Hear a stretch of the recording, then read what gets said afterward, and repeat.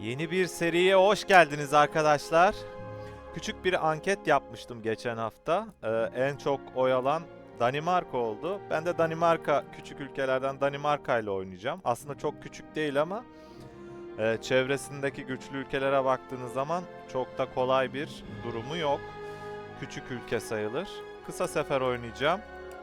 Gazamız mübarek olsun arkadaşlar. Bakalım neler olacak. Çok zorlu olacak bizim için. İsveç kuzeyde özellikle çok kuvvetli. Müttefiklerimizi arttırmamız gerekecek. İngilizler var. Bakalım neler olacak. Çok merak ediyorum ben de. Heyecanlı bir seri. Hadi başlayalım. Bismillah. Suyumuzu da içelim.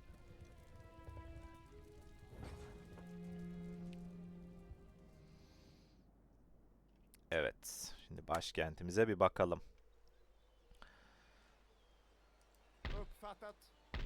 Okulumuz var. Küçük bir ordumuz var. Mesela Hanover'i aslında yıksak mı yıkmasak mı diye düşünürken en azından İsveç'te kesin savaşacağımı bildiğim için şimdilik Hanover'le müttefik olmak isteyebilirim. Norveç bölgesinde çok az askerim var. Burayı savunmak çok zor olacak benim için. Zengin de bir bölge. Bir bölgem daha var benim. Tabii ki herkes biliyor. Görland. İrlanda bizim bölgemiz. İrlanda. İrlanda mı? Burası Görland değil mi? Niye İrlanda yazmışlar çeviriye? Neyse, İzlanda'dır sanırım burası. İzlanda adası. Görland biraz daha buralarda kalıyor. Ama bu adayı bırakmayacağım. Bırakmamaya çalışacağım. Çünkü donanma ve ticari ağımı kurmaya çalışacağım o bölgeden. Şimdi birimlerime bakalım. 3 bölgemi gösterdim size. Birimlerimde önce filomuza bakalım. Evet, burada bir tane filomuz var. Güzel, fena değil. İsveç'in filosuna yanaştırmayacağım şimdilik. Burada bir kuvvetlendirip gelmeyi düşünüyorum. Bir kere filo kesin basmamız gerekiyor. Bu orduyu bir başkente getirelim biz. Teknoloji araştırmasına da başlayalım. Şimdilik deneycilik değil de daha çok askeri bizim işimize yarayacak. Zaten deneyiciliğe geçiş yapsak şöyle söyleyeyim. Yani paramızı verince bu isyana yeltenecek buralar. Gerçi Cumhuriyet yönetiliyor herhalde. Bakayım. İlkeler. Varlık Kopenhag. Nerede yazıyordu Cumhuriyet? Hükümet M. Mutlak monarşi, meşruti monarşi mi?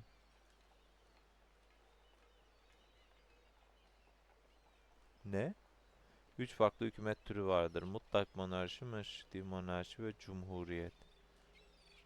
Bizimki ne? Mutlak monarşi mi? Meşruti monarşi mi? M ne oluyor ya? Mesela biz seçemiyoruz. Evet. Kovabiliyoruz ama biz seçemiyoruz bakanları. O zaman mutlak monarşi değil. Bakayım. Diğeri neydi? Meşruti monarşidir sanırım. Şöyle bir mesela biz hat biadesi çıkartamıyoruz. Bu bizim için büyük sıkıntı aslında. Direkt onu çıkartmamız lazım. Asker sayısımızı hızlı arttırmamız için bunu yapmamız lazım.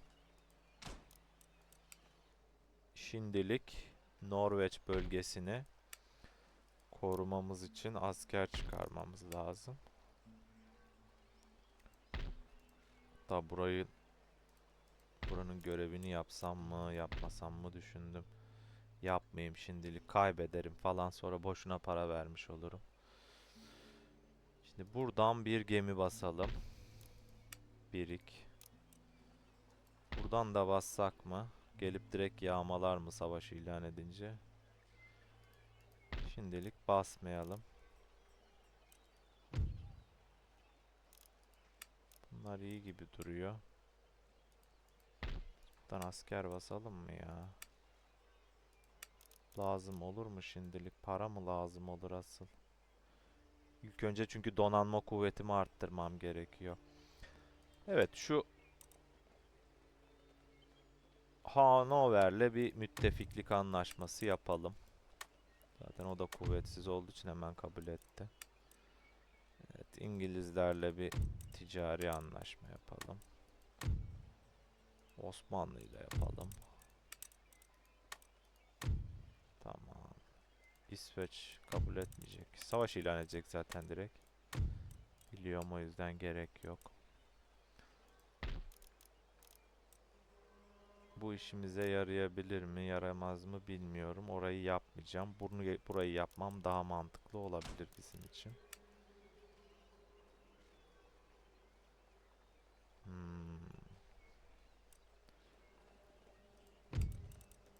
Ülkelere bakalım. Şimdilik kalsın.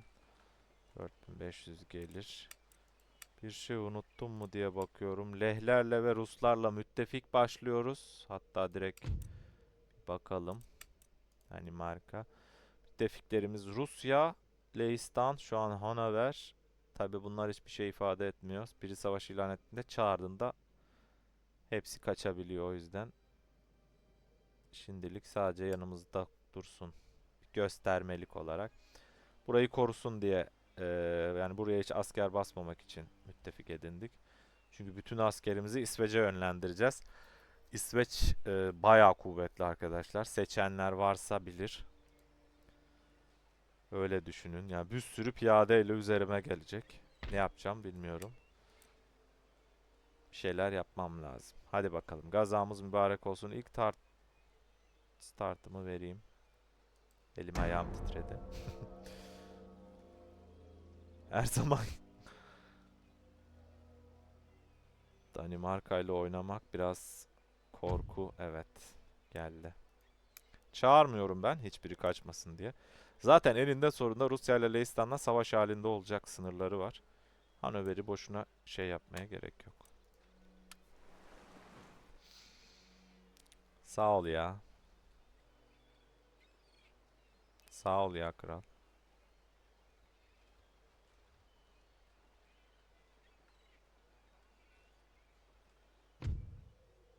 Evet, görevli yetiştirildi hemen. Şimdi bu görevliyi de ben teknoloji çalmaya göndereceğim. Güzel. Ne oluyor? Bu tarafa mı geliyor bu? Yani.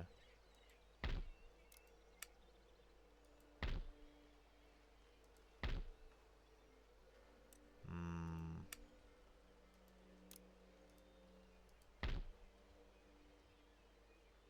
Bu da saldırır mı acaba ya?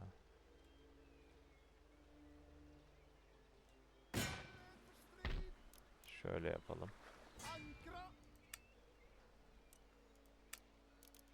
Askeri alın. Burayı yıkmamız lazım bizim, yoksa ticari geliri yüksek oluyor. Şimdi aynı oranda buralar da var. Bizim birazcık yağmalama yapmamız lazım. Şöyle bakalım ama bakamıyoruz. Tabii ilk başta doğru dürüst şey olmadığı için.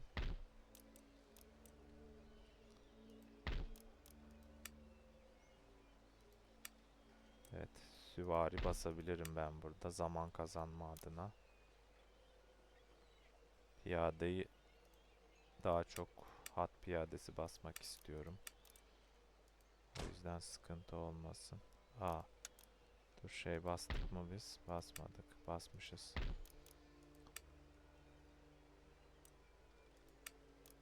Altyapıyı da yapalım. Şehrimize bir tane daha liman gelirse süper olur. Tersane yaparız. Büyük gemi yaparız. Üretiriz. Şu an İsveç'in donanmasına karşı da gücümüz kafa kafaya gibi görünüyor ama onların daha fazla yıldızlı komutanı var. Ve bize harcarlar. Biraz daha akıllıca oynamamız lazım. En azından deniz hakimiyetini sağlamamız lazım. Sağlayamazsak zaten burada sıfırız. Sağlarsak ama Rusya bize Kuzeydoğu'dan daha bir destekli hamleler yapabilir. Yani buradaki fiziki üstünlüğümüzü kurarsak biz elinde sonunda bakayım. Elinde sonunda o bize fayda sağlayacak. Bizim kendi ülkemizi zamanında tutmamız lazım. Bir şeyler oluyor. Her yerden gelebilirler.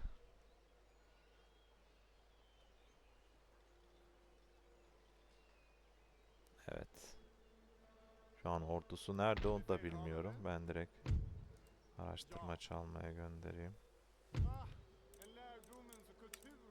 Hiçbir şey çalışmamış.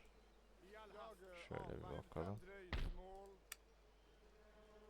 Ordusu burada da.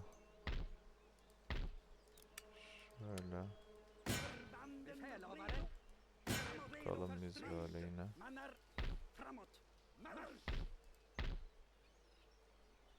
Buraya yetişir mi acaba ya? Aha. Az siktir. Kral bu buraya geliyor ya. Ne yapacağız?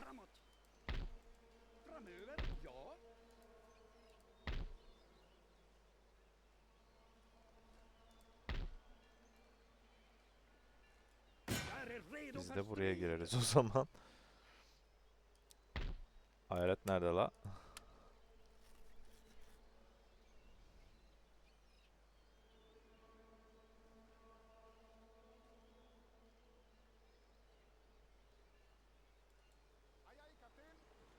Karşıya geçemeyecek burada biz olduğumuz sürece.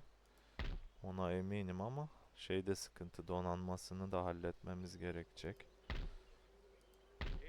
Burada direkt buraya saldırırsa ne olur?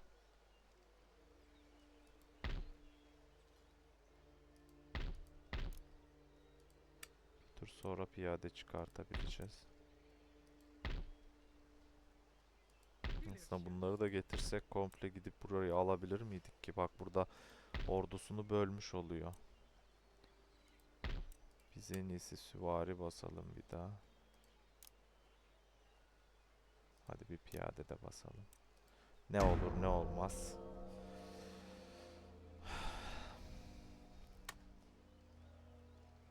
Burada evet, sıkıntı.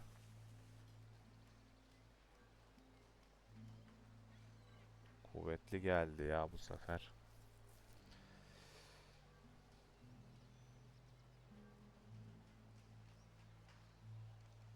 Desteğe gelecekler, o sıkıntı yani.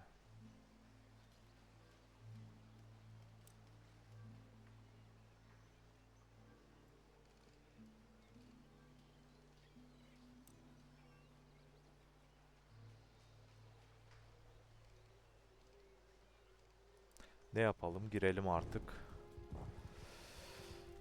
Komutanımız olsa bir avantajımız var da.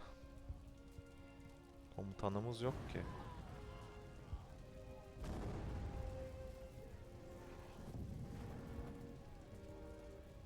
Direkt çökmeyi mi izliyoruz acaba?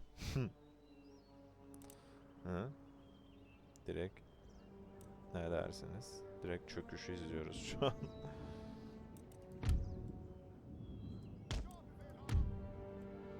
Nereden gelecekler acaba ya?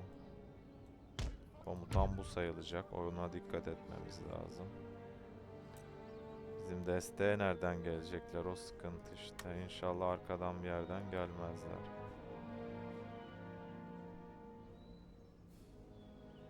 Evet, komutanımız olsaydı çok iyiydi. Arkadaşlar şu an bakıyoruz. Bir tane deli askerleri var. Şu hat piyadesi sıkıntı bizim için. Bunu tek yakalamamız lazım arkada bir yerde. Süvariyi önden halletmemiz gerekecek. Bir sürü işimiz var diyorum sana.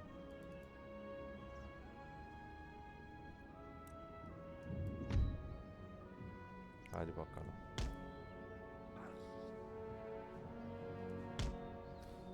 Bizim de mızraklı piyademiz var da. Şimdi onlarınkiyle bizimkinin mesafesi bakayım.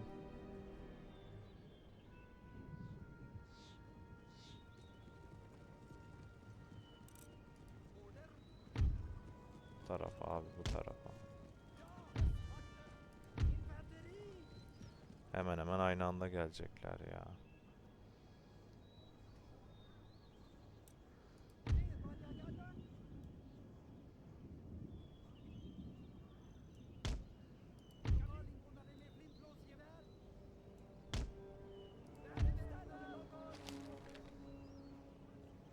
Şu sol kanattan gelirse sıkıntı.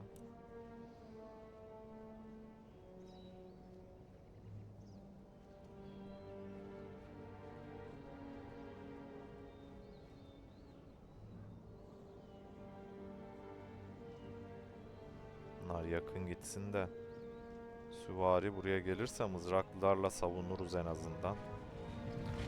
Yani bu savaş benim için çok önemli. Bu savaşı kesin kazanmam lazım. Çünkü donanmaya tekne çıkaracak bölgem yok. Direkt yağmaladı. Şimdi burada kazansam da oradan sürekli para basacak. Adamın mesela geliri çok yüksek. Gerçekten.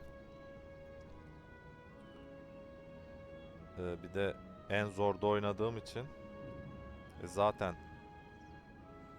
en iyi şekilde yönetiyorlar. Bir de ivme olarak da daha fazlalar yani. Direkt bana karşı daha agresifler, öyle söyleyeyim. Normalde mesela bu kadar agresif değiller kendilerine ama bana karşı daha agresifler. Mesela süvariyi o tarafa ayrı sürmesi daha iyi olabilir bizim için. Bu karşıdan gelseler. Aslında bir savunma yapsak kazanabiliriz savaşı. Biraz sıkıntılı ama bir şekilde kazanabiliriz. Dediğim gibi bir komutan yapabilseydik, düzgün bir komutanımız olsaydı çok iyi olacaktı.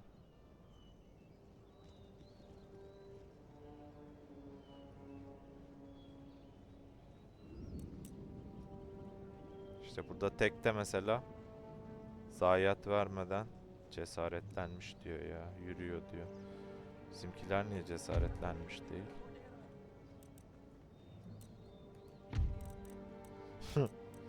Cesaretleri zayıflamış mı bizimkilerin? Hadi gelin abi, biraz hızlandıralım savaşı.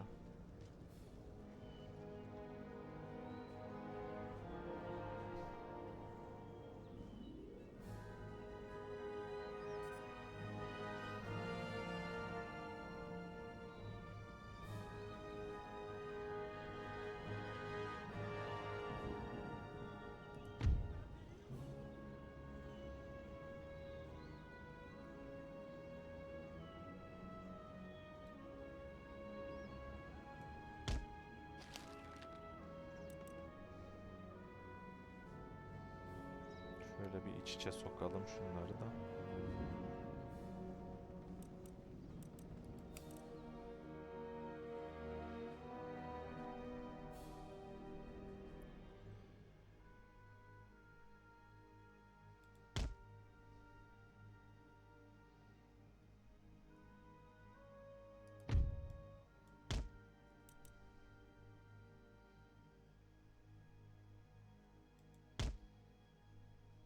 Evet.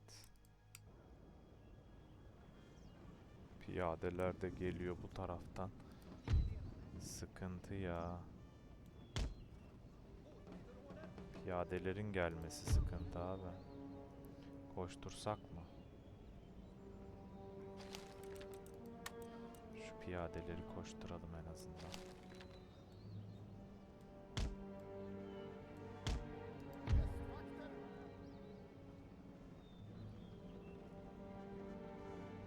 Yürüyor hala. Süvari. Gel bakayım sen şöyle.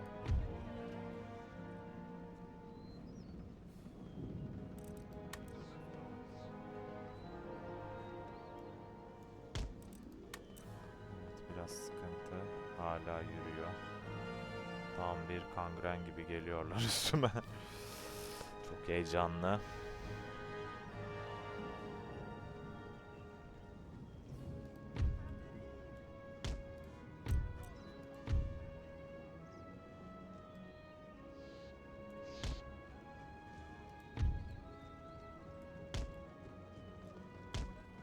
Allah, şöyle tutamıyoruz.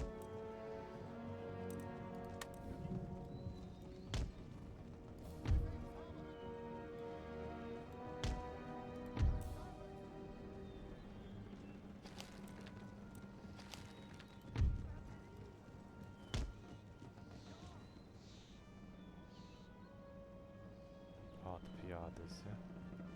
Zıraklı piyade. Buradan gelen kim? Bu da geri çekildi. Şimdi onların geliş yönüne göre farklı konumlayacağız kendimizi artık.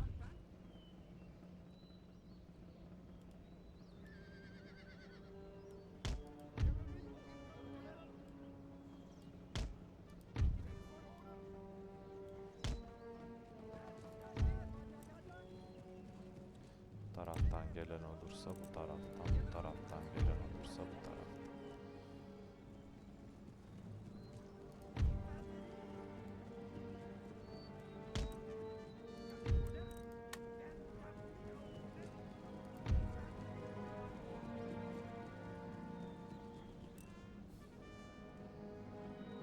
Hadi gel üstüme.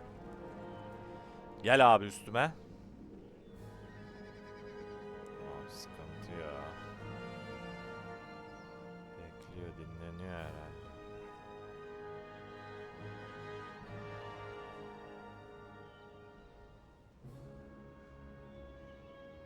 Vay İsveç.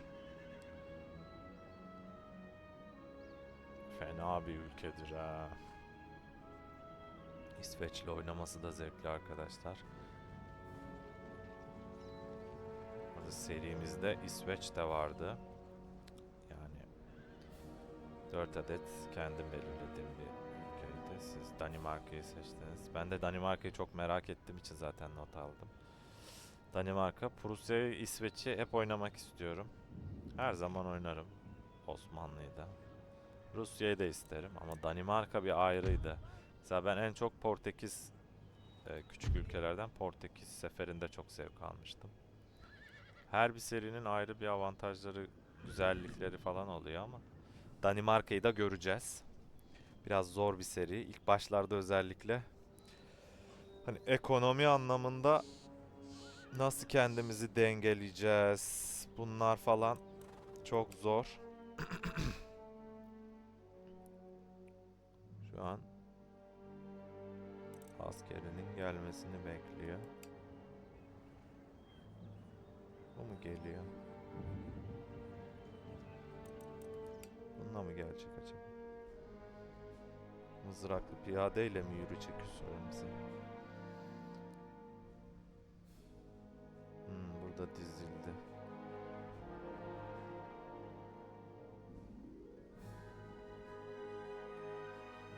Evet, harekete geçti. Gazamız mübarek ol. Esselatu esselamu aleyh. Geliyor abi. Gelmiyormuş. Bir hareketleniyor, beni heyecanlandırıyor. Ya şimdi şu piyade yerine normal bir zayıf piyade şunlardan biri olsa tamam da halk piyadesi hepsini harcayabilir abi, öyle bir piyade ya. Hele oyunun başında onların komutanlarının yıldızı da yüksek. Evet. Yavaşlatalım arkadaşlar. En ufak hatada çünkü savaş gider. Buradan gelecek.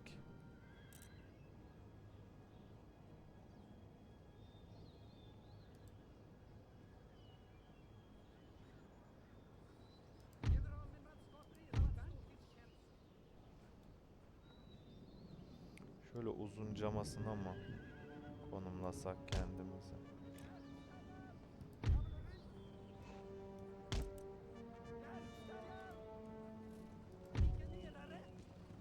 geliyor ilk? Piyade geliyor.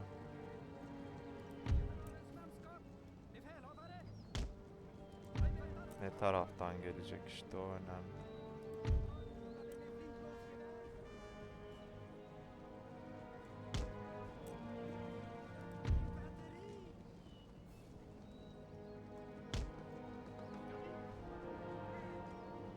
General orada. Ona göre sağ sol yapacağım. Bu taraftan gelirse bunu böyle çevireceğim. Evet.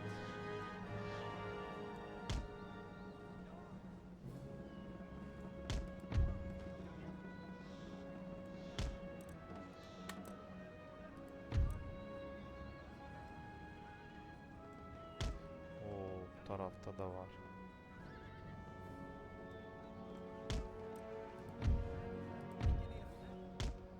Sıkıntı büyük abi. Koş koş koş koş koş koş koş.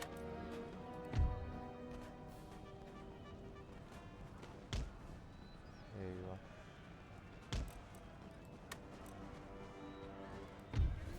Dal dal dal dal dal. Ha işte gitti ya. Bundan bahsediyorduk. Nereye gitti abi komutan?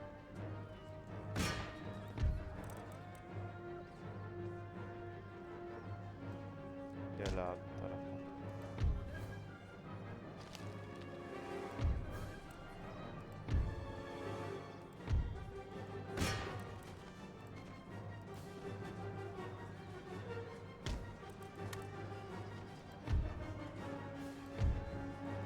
Ne oldu ya?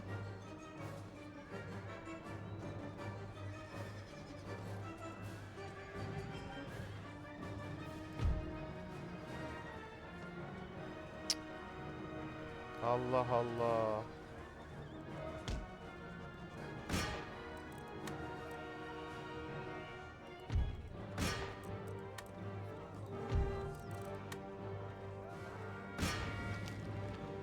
Abi hemen ne kaçıyorsunuz siz de ya?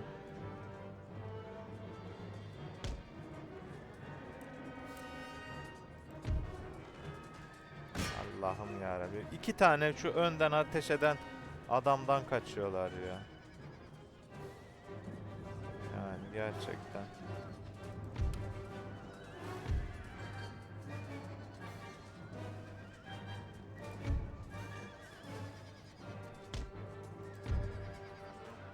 Hadi gelin bakalım.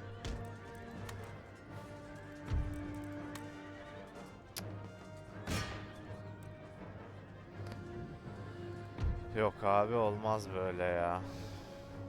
Bu şekilde biz savaşı kazanamayız ya. Gittin, kaçtın, geri geldin. Ne anladım ben şimdi? 132 kişi kaçılır mı ya?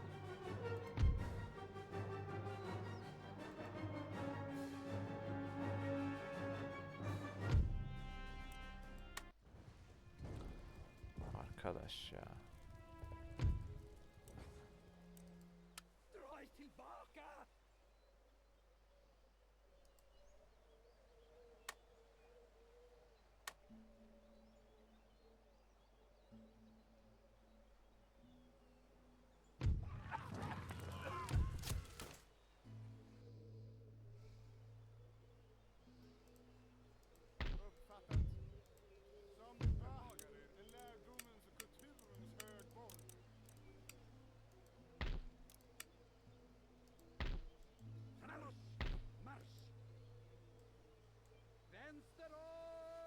Artık direkt üzerine gideceğiz yani. Yapabileceğimiz başka hiçbir şey yok.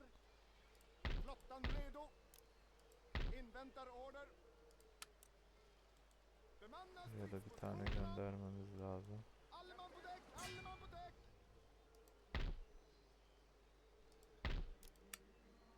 Şimdi çıkıyor piyade ya.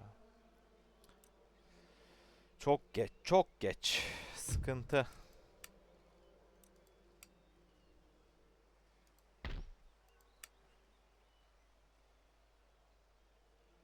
Burada ne var onu da bilmiyoruz yani. Allah kerim.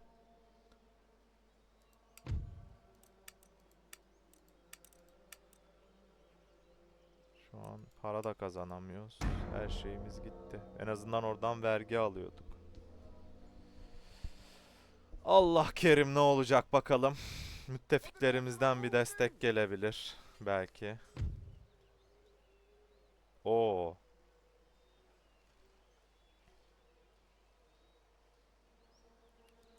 Arkadaş sanki bir hata yaptı gibi ha. Norveç'i kaptırdık ama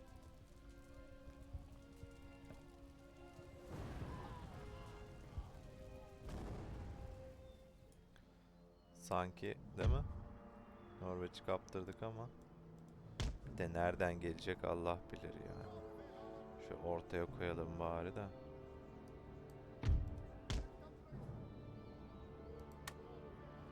Ya arkadaş, yani gerçekten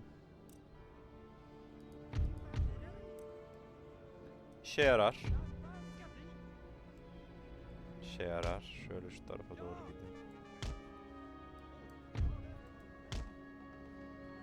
Siz de şu tarafa doğru gelin abi. Oo, bu ana komutanmış. Dur bekle.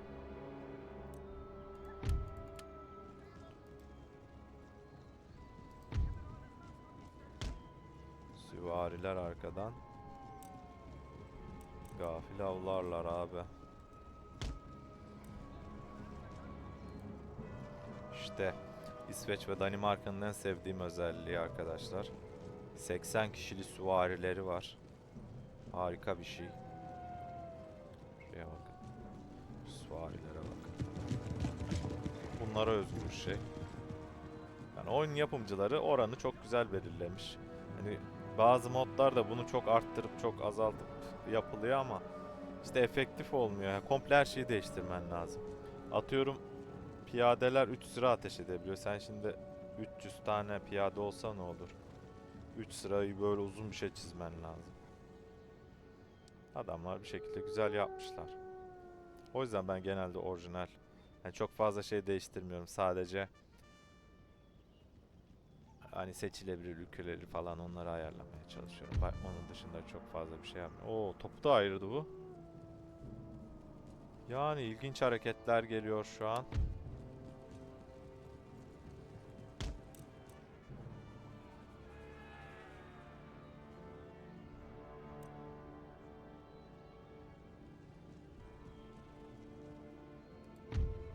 Bir mızrak daha piyade geliyor.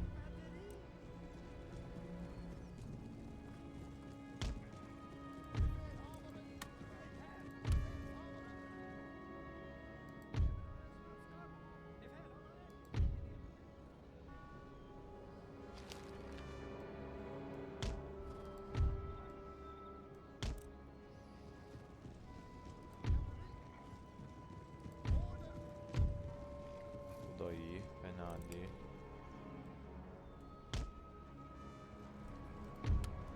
En azından başkenti alıp elimizde tutabileceğiz mi acaba? Paramız da yok, onaramıyoruz. Asker şeyini nasıl yapacağız bilmiyorum.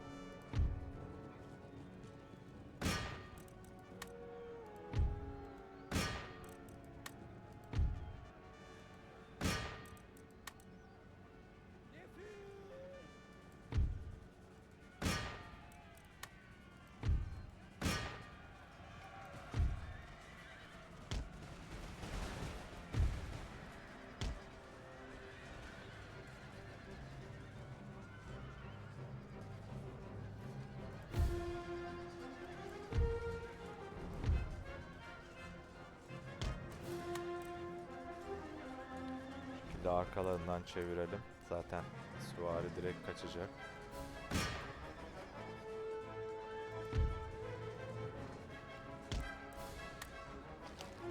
Düşman generali öldürüldü, tamam. Olay bitmiştir.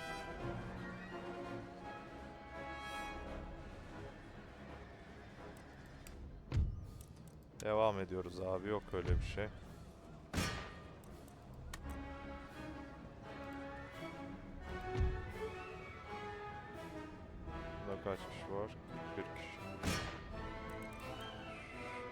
Attı 5 kişi mesela. Hoş.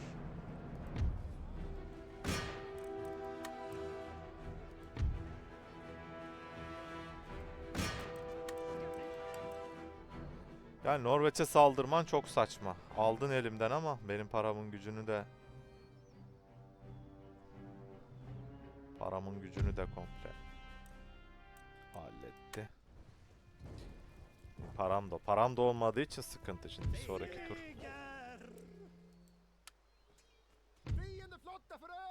Oo. Bunu otomatik mi yapsak acaba ya?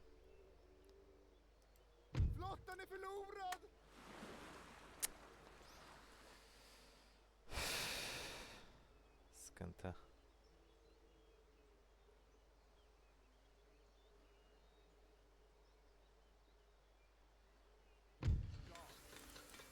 Evet, askeri teknoloji de aldık. Neymiş? Evet.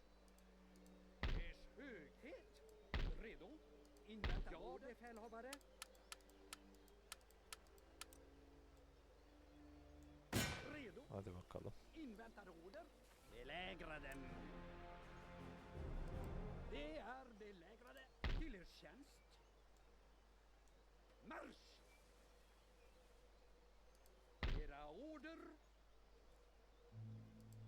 Artık topsuz alacağız. Evet. Orası artık bizim.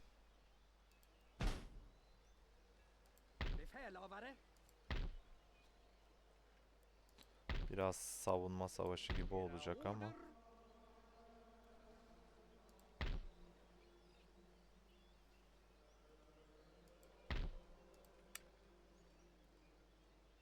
Şurada bir piyaj, birik çıkartalım. Paramız oldu en azından.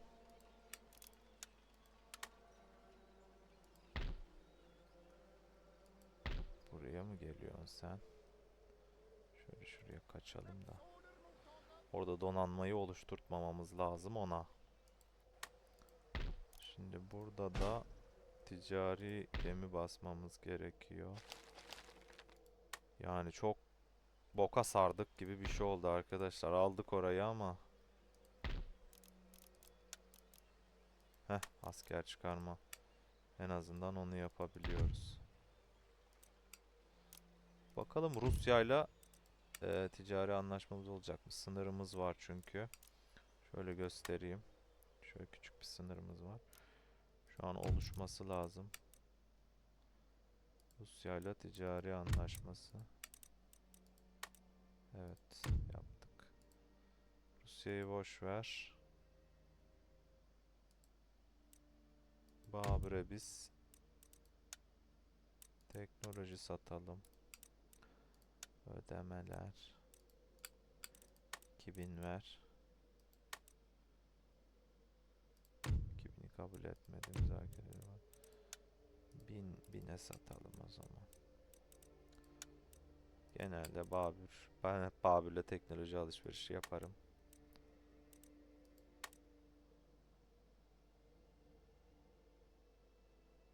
Kabul etti sanırım, evet.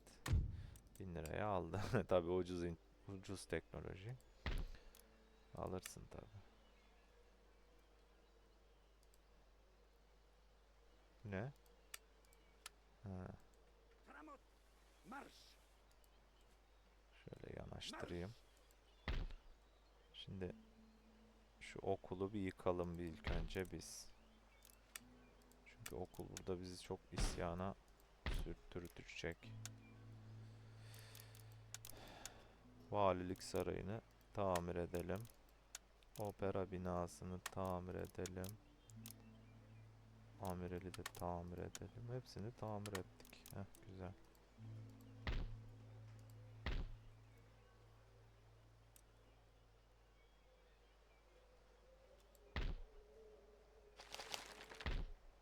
Buradan çıkmayalım biz. Kuşatırsa çıkarız.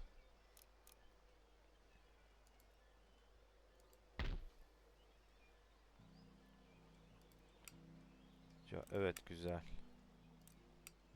Gelirimiz fena değil. sonraki tur piyade basabileceğiz arkadaşlar. Yani büyük bir zengin bir şehire sahip olmanın avantajı. Atıyorum şu an bize o kadar veremiyor ama mesela %30 bir gelir vergisi geliyor. 2300 lira. Yani şöyle düşünün. Orduyu göstereyim.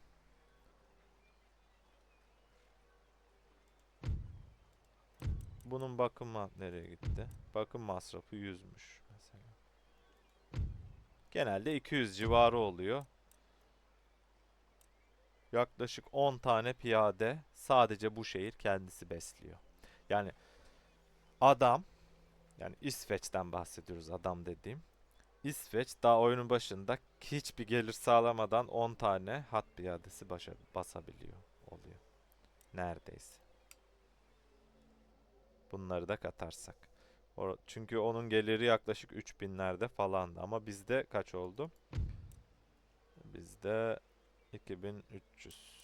Bizde anca 8 tane falan basar. Olsun. Bizim at piyadenin gideri kaç? 260. 1000'de 4 tane. 2000'de 8 tane. Güzel. Temiz. 8 tane piyadeyle ben burada savunurum. Şimdi şöyle de bir avantajımız var artık. İsveç'in bize gönderecek hani ordu çıkartabilecek bir yeri yok şu an. Buradaki orduyu göndermez. Çünkü buradan Rusya direkt orayı alır. Şöyle de bir şey var. Burada tekne bastırtmamamız lazım bizim ona. Hay anasını ya. Bunlar burayı hep kapatacak ya. Umarım burayı yıkmaz.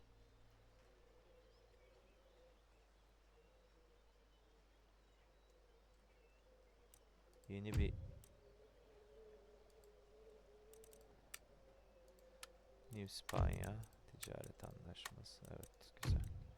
13 koloni ticaret anlaşması. Güzel. Başka kimse var mı? Yok.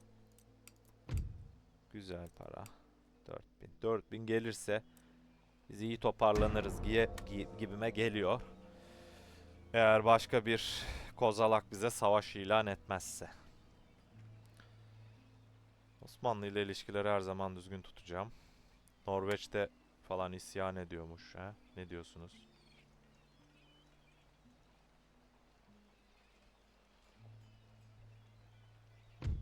Evet. En zorda oynuyoruz arkadaşlar. Bina inşa edildi diye edilecek tabi. İşçiler gidevde. Bu ne? Piyadeyi nereye soktu bu? Buradan geçip gidecek ki. Evet, buradan karşıya geçirmesin diye yaptım ben onu. Buradan da bir şey basalım ya. Ne olur ne olmaz.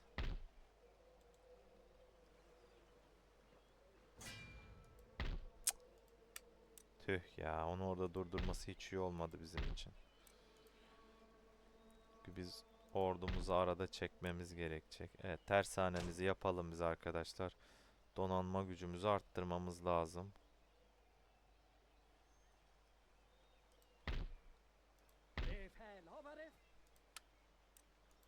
Ne oldu? Paramız bitti. Neye harcadık ki biz para? Buradan buna bastık. Bir bunu yaptık. 2000 mi geldi bize? Hadi bakalım. Basalım ya. Önemli bunlar. Şimdi buraya bir destek süvari göndersek.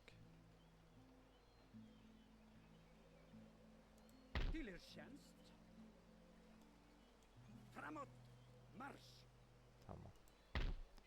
Süvari gönderelim oraya. Bir de mızraklı piyade yeter.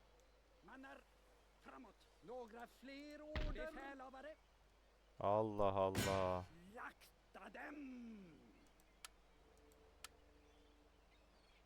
Vay anasını ya.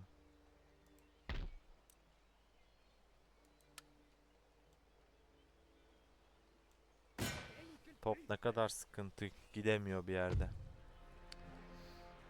75. Olmaz. Askerlerimiz biraz savaş kazandıkça güçleniyorlar. Yani askerler güçlenmiyor da şöyle düşünün. Korkmayın. Mesela en zorda oynarken küçük savaşlara girip kazanmaya çalışın. Bakanlarda mesela askeri bakanlar yıldız kazandıkça savaşlarda daha kuvvetli olabiliyorsunuz. Şu an biz Danimarka olarak sıfırız. O yüzden herhangi bir savaşta kolay kolay üstünlük sağlayamıyoruz. Gördüğünüz gibi 4 tane askerle geldiler. Savunma olmasına rağmen şehirde yenildik gibi bir şey oldu. Evet. Nerede şimdi bu? Bizim süvari oradan geliyor. Diğeri buradan geliyor.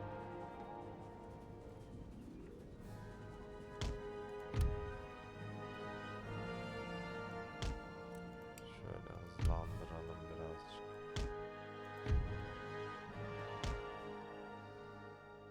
Saklanmış durumda şu an. İsveç hat piyadesi. Ya benim avantajıma ilk başta normalde çok fazla çıkartabiliyor ama şey tarafında çıkartmış hep piyadeleri. Bir de hepsini Norveç'e gönderdi. Ben şimdi Norveç'i uzun süre alamayacağım. Ama onun güçlenmesini durdurdum. Kendim güçlenmiş oldum. Yani ondan payı alıp kendime yapıştırmış gibi bir şey oldum. Birkaç tur geçince, birkaç yıl geçsin aradan çok belli olacak ortalık.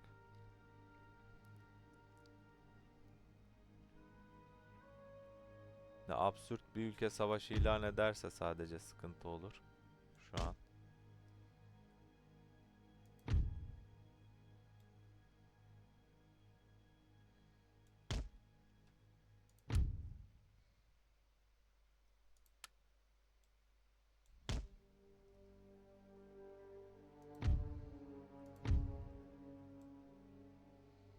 Şöyle yanaşalım. Kayıpsız yenmemiz lazım. Bunu sıfırlayacağız direkt. Kaçar kaçmaz buradan kaçıyor çünkü şerefsiz. O yüzden böyle götüm götüm geliyorum ki.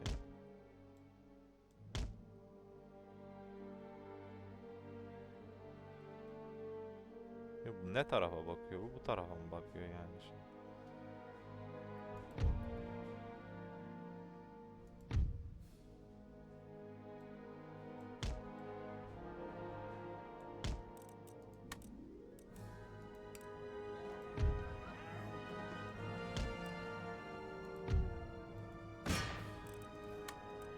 Evet, süvariler.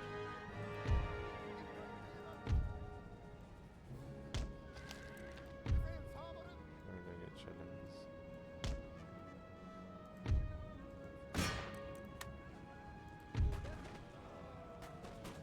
Güzel. Çok iyi isabetlisiniz. Bravo. Hiç vuramadınız. Adamlar 12 kişi öldürdü.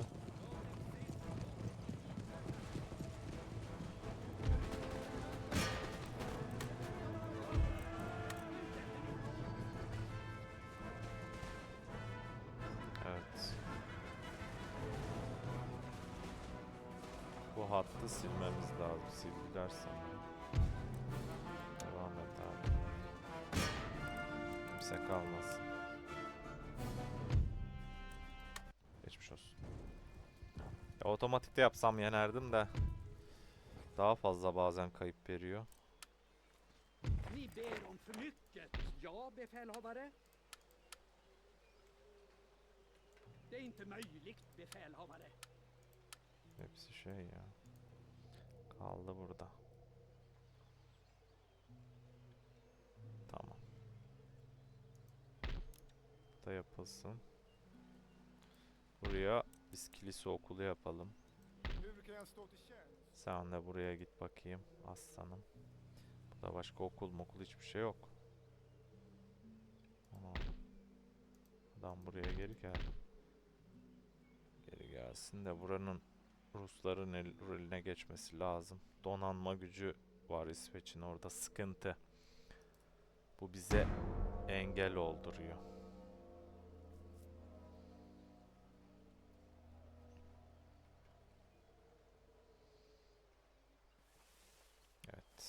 Yıkıp döküyor şu an İsveç bizi. Şimdi isyan kuvvetleri de çıkacak birazdan. İsyan kuvvetleriyle bir savaş yapacağız. Evet. Uzun zaman sonra ilk defa işçi ayaklanması diyor. Geldi mi hemen? Bu kadar kolay olmamalı ya. Aa.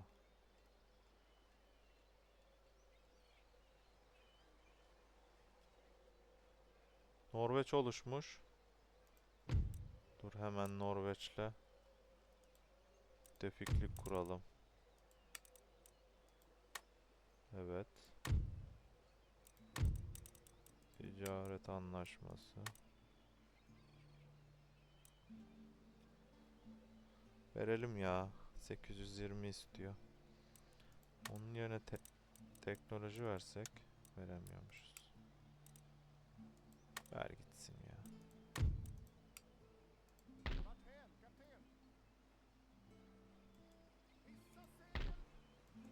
Şöyle şeyleri koruyalım en azından. Evet. Norveç'in kurulması bizim için daha iyi olmuş olabilir bu arada.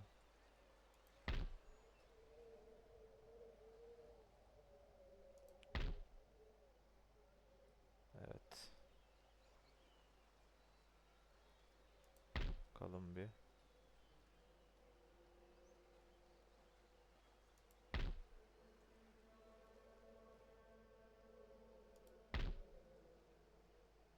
Yani İsveç'in askerleri nerede onu bilmiyorum. Buralarda bir yerdedir o.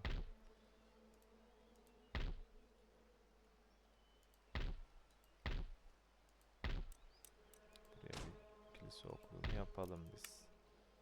Ondan sonra bir piyademizi basalım abi.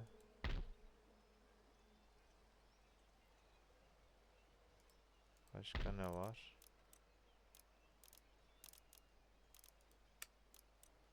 Şunu da yapalım mı?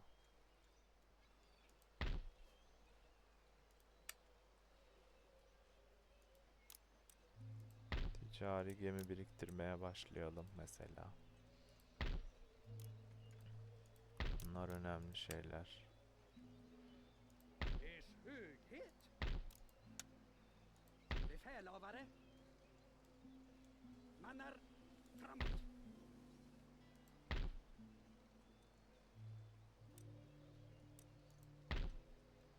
Şöyle gezen avare askerler işte bizim avlamamız lazım aslında. Marsch! Något mer? Ni ber om för mycket. Framåt! Marsch redo. Invänta order.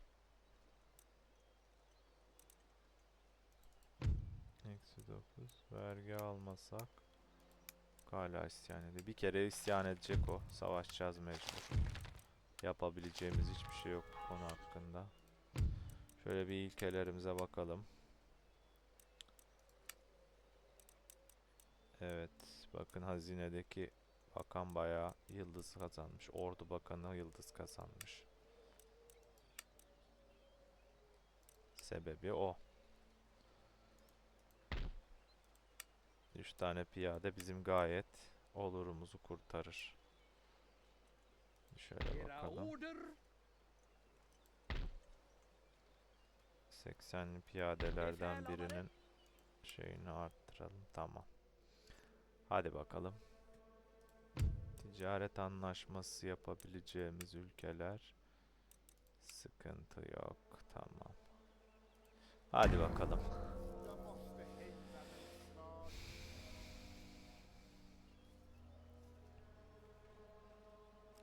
Kare dizilimi almamız lazım. Çok önemli.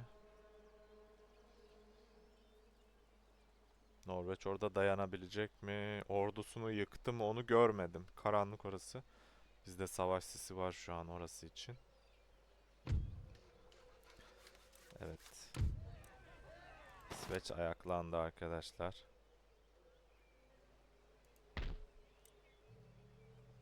Ha, İsveç ordusunu biz ayaklanan ordu bu.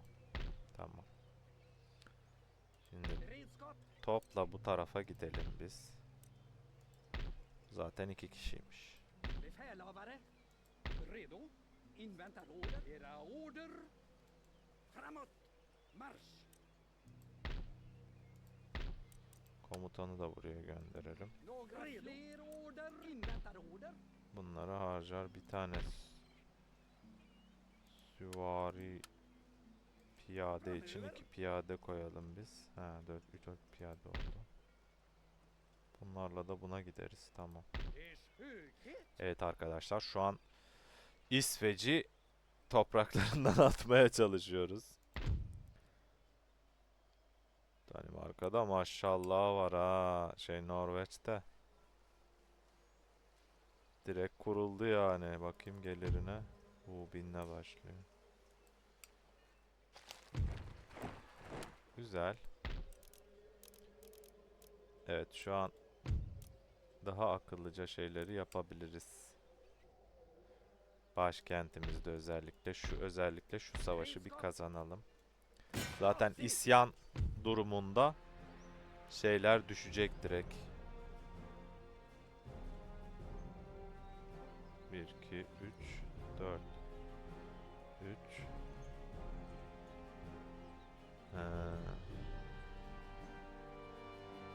Hadi bakalım. Şimdi buraya bir piyade daha koymamız lazım. Biz çevirip hemen sarıp sıfırlayalım onları. 2-3 savaş yapmamamız lazım. İsveç'in tüm gücü şu an St. Petersburg'da kaldı. Evet. Sen de bu tarafa gel. Bu ne? Evet, mızraklı süvari sağ kanatta kalsın.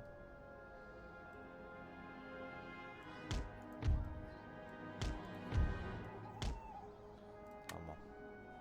Hadi bakalım. Kime atış yapacağız? Bu ne?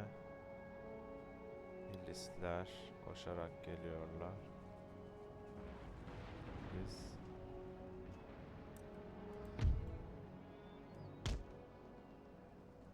bunlar şimdi buraya gelecek direkt.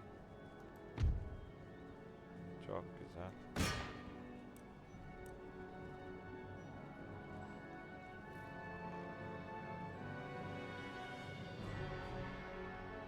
At piyadesi geliyor abi.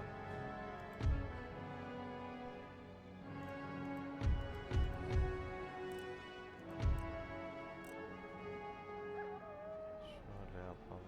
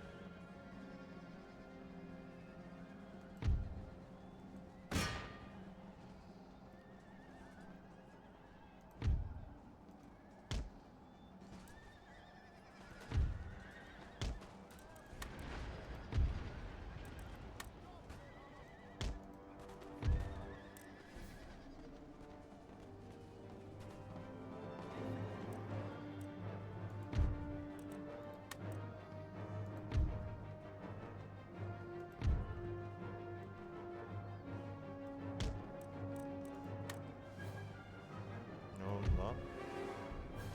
Niye kaçtı bu?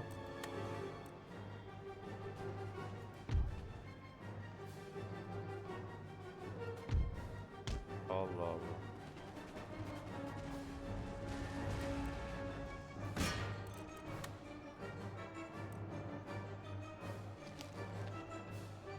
Taktik mi yapıyorlar acaba?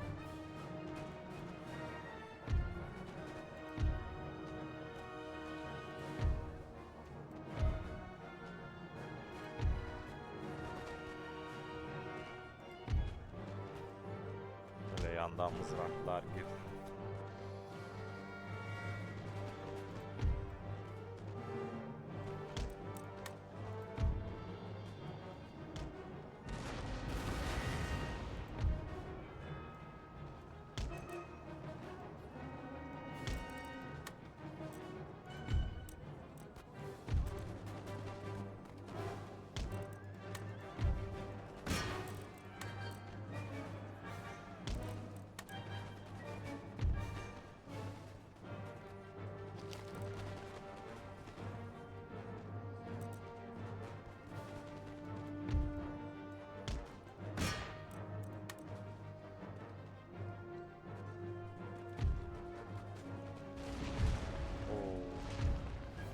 Süpersin kral.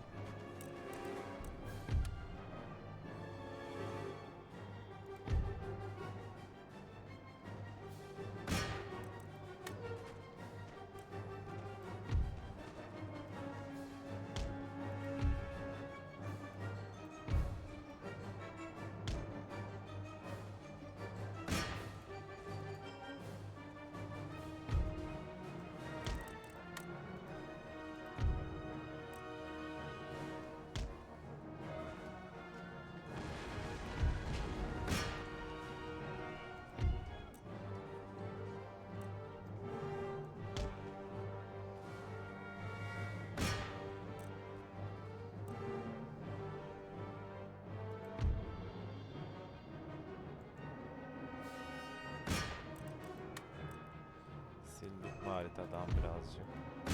Bunlar geri gelecek gibi ama.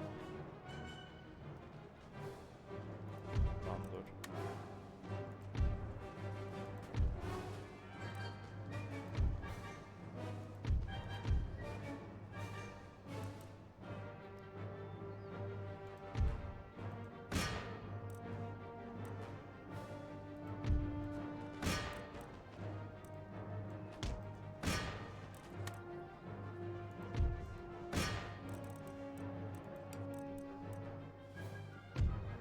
Devam abi. Öyle bir yaz cayma yok.